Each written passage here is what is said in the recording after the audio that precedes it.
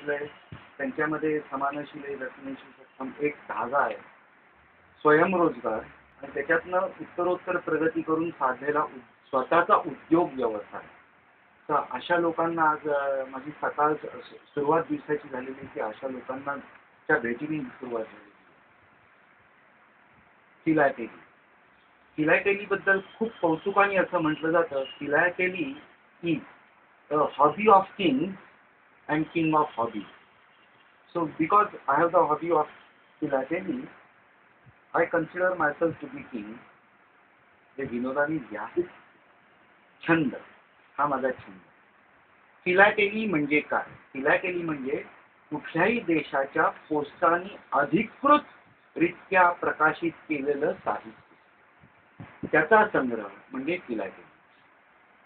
त्याच्यामध्ये अनेक वस्तू, प्रत्येक देशाचं पोस्ट खातं अनेक वस्तू प्रकाशित करत असतं.